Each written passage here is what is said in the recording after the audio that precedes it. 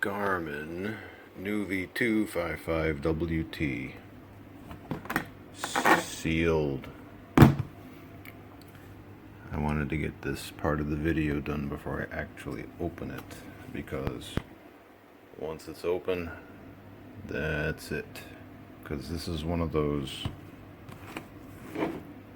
tamper-proof packaging things. Yeah, once you open this, it never goes back together again, so yep. But let's see what we get in this.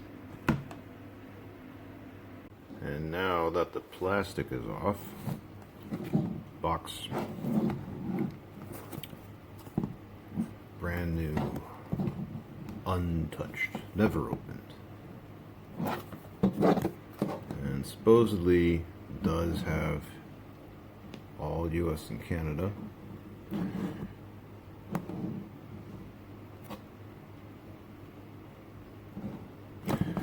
Yeah, they used to call it New Maps. That was the New Maps guarantee. So, okay, let's tear into this. I'll try to tear into it.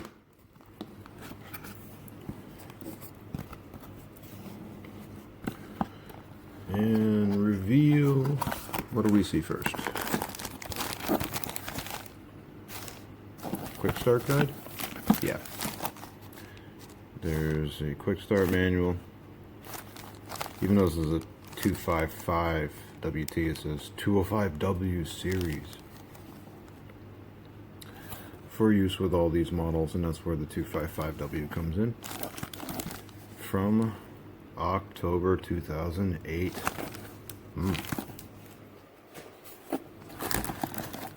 This one did come with a traffic cord. Let's see which one we got.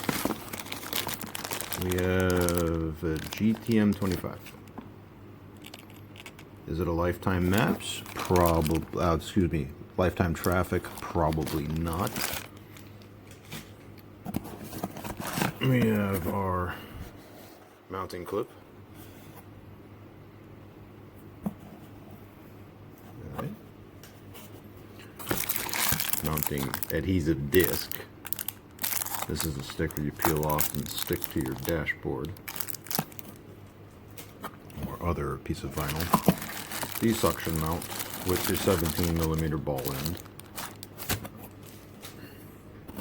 And the star of the show is at the bottom. So I think we gotta go to the other. Do we have to go to the other side of the box for that? Let me see.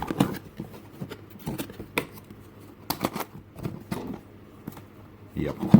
I will, just to be on the safe side.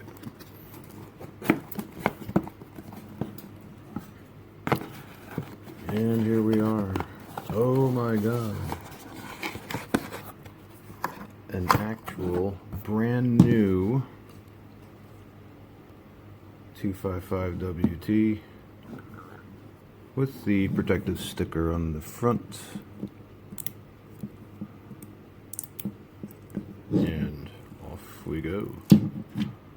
Now, yeah, the screen doesn't get any cleaner than that. Will it turn on after all these years? Actually, will it turn on at all? That's the lock position. No, of course not.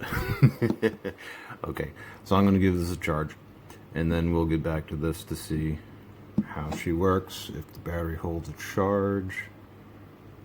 This is a white sticker, so that means it will have some 265 UI elements in it. And just on the final note, okay, yep, this is a 4.3-inch widescreen model. Obviously, in absolute mint condition. It's never been used ever. And oh yeah, we do have full width, full size, I should say, SD on this one. Ew, because that means I'm gonna have to use one of these guys in order to put extra memory into it. Not a problem. So we'll be back for part 2 and we'll check it out, see what's going on. All right, here we are. Some time has passed. I have updated this thing, and there's a very interesting update about this, which I will talk about in a moment. Okay, so now we are at version 7.8.0, and we're doing good here. Touchscreen's working fine. Battery is holding a very nice charge. No problem at all.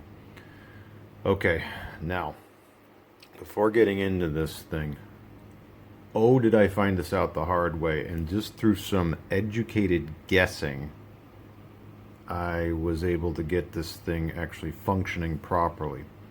It has to do, actually, the way to do it is from tools and then settings and time. Okay, and it's all about this right here. There is a link in the description of this video and as a pinned comment on how to get a direct download on Internet Archive for the old Garmin time zone map, gmaptz.img, because the new one, or the current one, which is version 22, does not work with this. You put that in when you go to update this thing, it's going to download the new time zone map, or the most current one, which is version 22, as I just said. When you do that, this disappears. It disappears. And that sucks, because if you're going to actually use this on the road, when it goes from day to night, it doesn't automatically switch unless you have the correct time zone map loaded in there. So what I did is I scoured all over the internet. Well, before I did this, I said, okay, is it a system file problem? No. I went through a bunch of troubleshooting, and then I had a thought, wait a minute, what if all I need is an old time zone map? Because I read a Garmin page that said, oh, well, in order for that to show up, you need a time zone map. And if you don't have it, it won't show up. Well, I had one. So I said, okay, let's go find an old one. And that's when I just went all over the internet and finally found an archived version of it, which I also re-uploaded to Internet Archive, of version 10 and version 12. I have version 12 on this. And the Nuvi 500, by the way, that I just did before this, had the exact same problem. It would not show the time zone automatic option. So, but when I put in version 12, yep, no problem. Now it does it. So for North America users, yeah, oh yeah, kind of important. For people in other countries outside of North America, maybe it doesn't matter so much, because you can just turn off automatic and then set the time to however you like. Or just go over to using UTC, which I mentioned before. But yes, in order to get this thing absolutely fully functional, it needs that old time zone map image. And it's gmaptz.img. You plug this into the computer, it goes into the Garmin folder. Yeah. Oh, and I'll say this. If you want to avoid all that crap, when you plug this in the Garmin Express or use Web Updater, if it says, hey, do you want a new time zone? No. Or you can just use the one that I have archived. I tried to find one that was like version 17, version 16. It's nowhere. I cannot find it. So I had to go really old to version 12. And so anyway, that's that. That's out of the way. So just to let you know, for full functionality of this thing, old time zone map must be used. Okay, now let's get into this. 255 WT. It did come with, as I showed a moment, in my previous section on this, the GTM 25. If I can focus that, it'd be even nicer. There we go. Did it work? Yes! Lifetime traffic.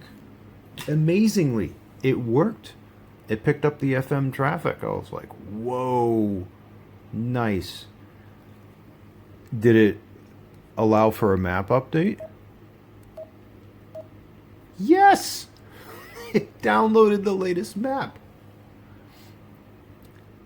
And it downloaded all the software stuff. And this thing is ready to rock. I could use this right now as a daily if I wanted to. The screen, oh my god, so incredible. Because, see, this doesn't use LED for its backlight, as far as I know. It uses incandescent. And as such, it is bright. Because these days, when most people encounter one of these things, it's old. Well, obviously it's old, but it's been used a lot. And those incandescent bulbs that for the backlight on this thing are all sorts of worn out or really dim at this point, but not this one because it's never been used. So when you get one sealed, oh yeah, you're getting something great. You're getting it as intended. At the time it was sold new back in 2008, 2009. Oh yeah, works fantastic. Grabs a signal. No, oh, I have it in GPS simulator right now, but it does grab a signal, no problem, nice and quick. The traffic obviously takes a minute or so, but because it's FM, before it receives a signal. But the point is, yes, it does receive a signal with its provided cord. So, yeah. Oh, that's I should make mention of this too. When you do an update on this thing, one of the updates is a traffic provider update, which is kind of important because then this knows what frequencies to look for in order to get FM traffic, should you be in an area that has traffic coverage. And you will see the traffic on the map. It will show it up here as a little green, usually, car icon, and you will also see it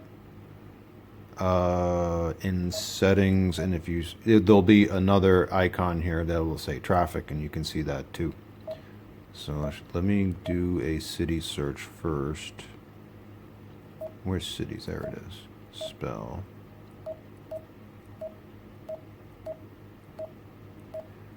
As you can see,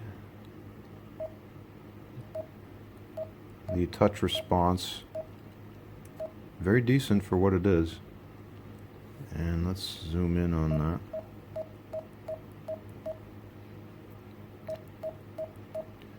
And we're going to keep going. There we go. There we go. Now we're seeing some stuff. And I can do this. And I'm doing a fingernail thing right now, but yeah, the map drags around, no problem. No problem there. Someone made mention of this before, the fact that it has a little mouse-style cursor on it that I can move around. Like, I can do this and then move it around. So you get really precise positioning with that. That's kind of neat. Yeah, they got rid of that in later models. I don't know exactly when, but they did. Right. The first thing that I like about this is that the speedometer is huge on this one. That is cool, as is the trip odometer there. It does have Eco Route in it, which is available from here under Tools. Without needing to activate it, you just use it. Kind of nice. Looking up an address, simple. You do get the ability to search by postal code, which I love.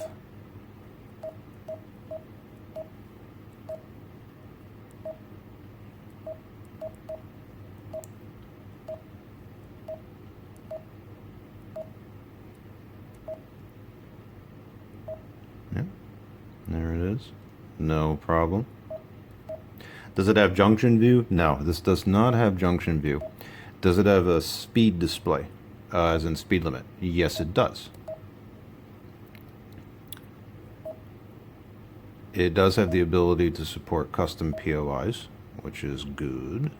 So you can use POI loader with it if you want to.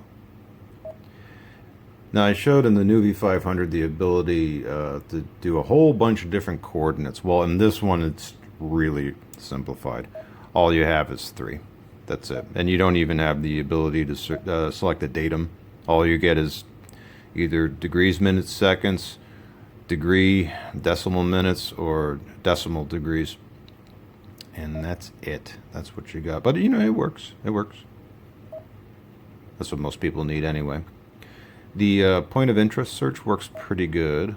So if I just do shopping, grocery, spell, just find a Fiesta Mart.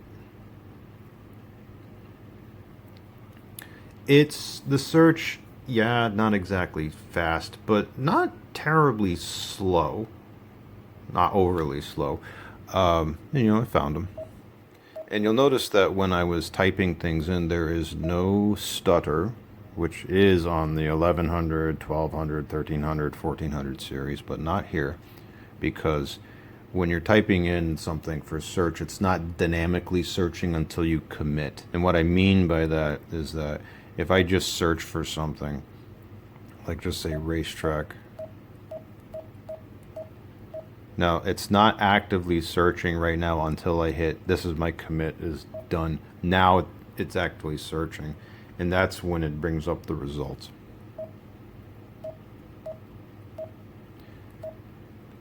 Map draw speed is fair on this, pretty good. More or less, yes, this still could be used as a daily driver. I think the only time you'd really not like it is in deep city traffic because it's slow. Map draw speed is a bit on the slow side. Frame rate is a bit on the slow side. It's just, I mean, this is 2008, so you can't expect the world out of this thing. Legible? Oh yeah, very legible. For a 4.3 inch, that's what this is, and that's 4.3 inch diagonal, by the way. It's easy by design, which is nice. A lot of people remember this model, the 255, and it is interesting just to use one now in very late 2022. It's almost 2023. I'm recording this on December 28, 2022. Yeah, I remember when this was new, and like I said, it's interesting to use it now because of how far the technology has advanced with navigation, with smartphones and such, and tablets, and other Garmin models like the newer one I have, the DriveSmart 66. But, you know, this one, its best selling point is just how nice and simple it is. That's why people love these things. Is it better than, say, a new V50LM? I would say no, yes and no. Yes, in the respect this actually has traffic reporting that still works. For how long, who knows, but it still works for now.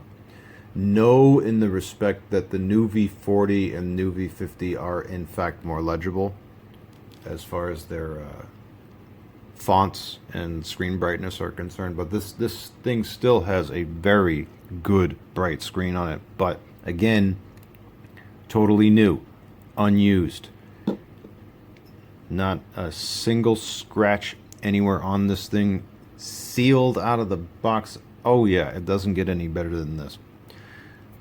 But of course, going back to that clock thing, the time zone thing, yeah, that's an issue. That's an issue. Because if there is ever a time zone change in the United States, or anywhere in North America for that matter, and there may be, who knows what's going to happen in the future. Florida, for example, they said at one point that they want to, I don't know if this ever went through, I don't think it did, but they said they wanted to always remain in permanent daylight savings, which would go against the rest of the East Coast, half of the year, in which the time on this at that point would be wrong. And you'd have to go in here and turn off automatic. I mean, ultimately, that's what you can do. But again, I bring that point up because, you know, who knows? But for the new V40 and 50, yeah, they can recognize the absolute latest time zone map. I think that's really the only drawback with this thing. Other than that, yeah, good solid performance. I remember this thing from back in the day. The last thing I'll say about this, just before ending this one off, because there's really nothing else I can show about it, because it is ridiculously easy to use by design. I mean, this is all you have, and then you just got your categories after that.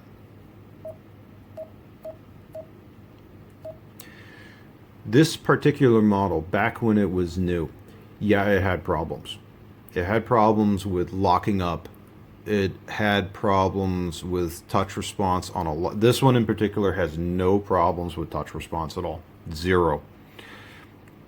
Which is great. But some of them, a lot of them actually did. So, oh, and also if you connected traffic to it back in the day, the number one reason to have version 7.8 is because there were certain times when the traffic would try to display and the unit would freeze right up.